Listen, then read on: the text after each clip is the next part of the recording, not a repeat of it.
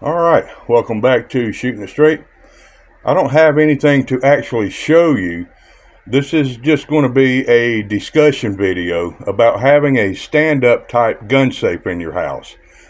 Now perhaps you already have one, but if you're still kind of on the fence about getting one, this video might be of some value to you. Now I think we all know by now that any home gun safe can be broken into, given the right tools and enough time to do so, and protecting those firearms from a house fire can be hit or miss, depending on several variables involved. Now, to be clear, we are speaking of what most people would recognize as a gun safe. All right, and not the flimsy gun cabinets like that, like you pick up at Walmart or something. So, knowing this then, should we even bother to get a gun safe in the first place? Now, home gun safes come in all sizes and different types of construction, ranging anywhere in price from a few $100s up to well over $10,000. I saw a Fort Knox safe the other day that was $27,000. Now, what I categorize as being the more affordable gun safes, meaning those gun safes usually under $2,000, they are usually constructed of 12 or 14 gauge sheet steel. Now, although these are commonly referred to as gun safes by almost everybody, me included, they are technically listed as a residential storage container, or sometimes you'll see it marked as RSC, by Underwriters Laboratory, UL. And they do not consider these to be a true gun safe. Now, what does that mean?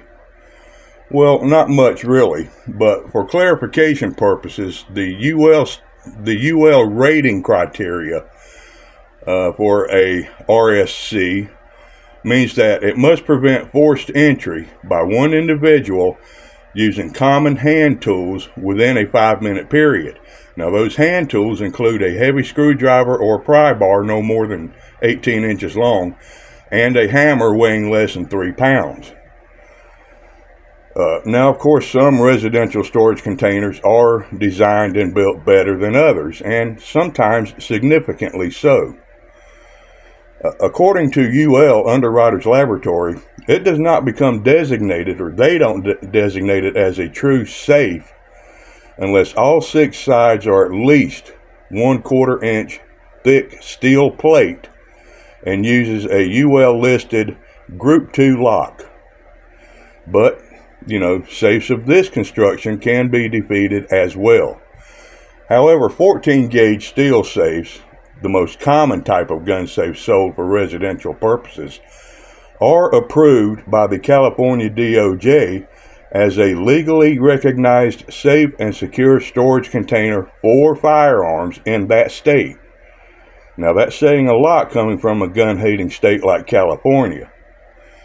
So for purposes of this video, I'll be using the term safe or gun safe to refer to both UL-approved safes and residential storage containers, since the purpose of both of them are one and the same anyway. Now, it's important to recognize the fact that having a gun safe is only one step in having a good overall home security system in place. Other things such as having vigilant neighbors, good quality doors and locks, alarms and cameras in place, and so forth, all of that plays a part of having good security measures in place. My point on that is that we shouldn't rely solely on a gun safe to protect our firearms or other valuables.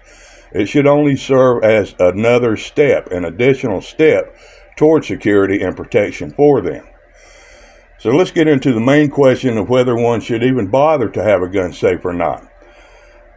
I've been thinking about getting a new gun safe for some time now, and the type and capacity of it is based on my needs and my budget.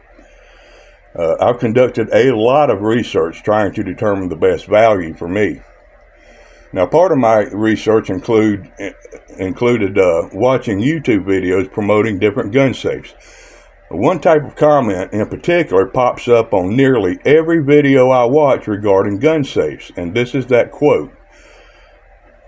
Gun safes are only good for keeping guns away from kids, nothing else. You're just wasting your money. Really? Well, my question to that is this. Then what's your alternative? Hide all of your guns in your closet? Sell off all of your guns? Why not just go ahead and display all your guns in your front yard and make it easier for the thief? I mean, at least you're not wasting money on a silly gun safe, right? Now, I understand what those guys are trying to say, and as I noted earlier, any residential grade gun safe can be defeated with the right tools and enough time. But let's have a realistic look at residential gun safes here. There's a big concern from a lot of folks regarding the less expensive, or what I call the more affordable safes. And again, it's the same tired old comments that we see all the time. A burglar can cut through the side easily with an angle grinder, or a burglar could easily cut through it with a cutting torch. Well, that's true with any gun safe, but here's the point that they're all missing. In 25 years of law enforcement, I've personally never once seen a gun safe that had been pried open, sawed open, or cut open by a burglar while that safe was still in the residence. A cheap little Home-Ec gun safe from Walmart? Yeah, they'll tear that apart in a minute. But not a gun safe, not once. Why is that? Well, because the typical home burglar does not carry a cutting torch, a drill, a 3-foot pry bar, or an angle grinder on him when he breaks into houses. And it's highly unlikely, not impossible, but highly unlikely that he's going to take the time to break into a gun safe. Cutting and drilling open a gun safe while on the premises is more often done by professional burglars in commercial establishments. All right, not your typical crackhead burglar robbing your house. Now, I'm not saying it can't happen. I'm only stating the fact that it's just not a common thing. Typical home burglars want to go in, grab a few things like cash and electronics, and get out of the neighborhood in 10 minutes or less without attracting attention. He's just not willing to risk prison by taking the time to noisily cut or drill through your gun safe. They're more likely just to, steal the entire safe if it's light enough, and then cut or drill on it in the safety and privacy of their own garage or backyard. Now, as I noted earlier, as common as it may be, having your gun safe actually broken into while it's in your home certainly can happen, and it's happened before, I'm sure, even with the more expensive gun safes. But if you can get a gun safe of decent quality and build and bolt that safe down properly, you can reduce this risk substantially.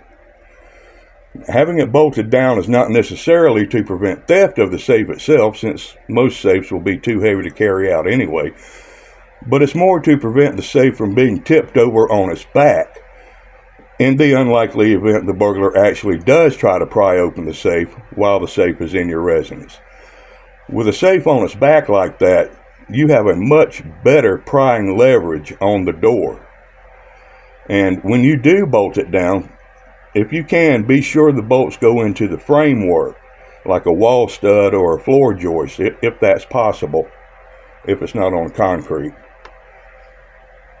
Now, listen, I've had my house robbed twice, many years ago. In both cases, I had property stolen, including, in one case, my department-issued protective vest and a handgun, non-department issued. In the first incident, a pack of 5 robbers broke in. In the second incident, about 2 years later, a two-person team robbed my house. I know these things because we caught them all on both occasions. My small 16-gun Fort Knox gun safe was sitting in the living room in plain view on both occasions, and both times it remained untouched. None of them even tried to break into it either time. When asked why it wasn't touched, one of them said, the guy on the second burglary, said that he told me that during the interrogation, that doing so would have taken too much time. Like I said, in and out, that's what they want to do. Home gun safes should not be viewed as being 100% undefeatable, because they're not. But history shows us that they can be a good deterrent to gun theft, or at the very least, they can serve as a delay factor. And burglars do not like delay factors. I just gave you a real-life example of that.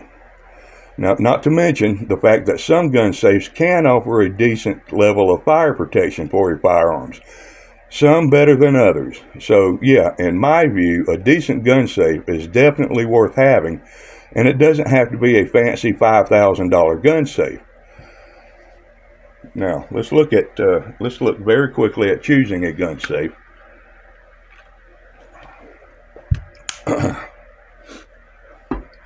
All right, the cost of gun safes vary wildly. All right, I watched a video promoting a very nice large gun safe. It was a work of art, really it was.